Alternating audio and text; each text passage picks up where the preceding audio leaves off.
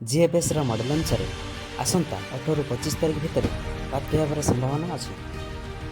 17 तारिख में दक्षिण अंडमान निकट में सृष्टि लघुचाप डिप्रेशन एवं यह 18 तारिख में साइक्लोन स्टॉर्म रूप नहीं पारे बोली अमेरिकार गवेषक मस्ताब कमल कहते एवं यह पर नजर रखिछन।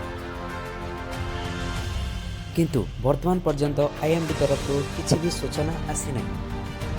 आईएमडी निर्देशक एचआर विश्वास कहते जे 15 दिन मध्य कौन साइक्लोन हबार सूचना ना। जदि 15 तारिख भितर मौसुमी फेरी जाए तेज बंगोपसागर में सृष्टि लघुचाप बात्यार रूप नहीं पारे। अमेरिकार मॉडल अनुसार जदि बात्या हुए तेज यह पश्चिमबंग और आंध्र प्रदेश मध्य स्थलभाग छुई पारे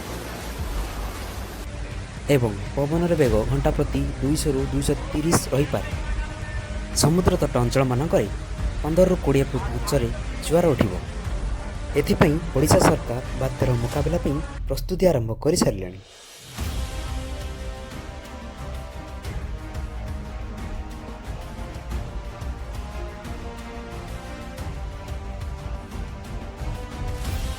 बात्यार मुकाबला fire service officer ODRAF team NDRF team समस्ते सजग अच्छा। तेबे समस्त प्रस्तुति पर यह कौन रूप नेउची कि नहीं एवं केउंटे स्थल भाग छुईब धीरे धीरे स्पष्ट हो।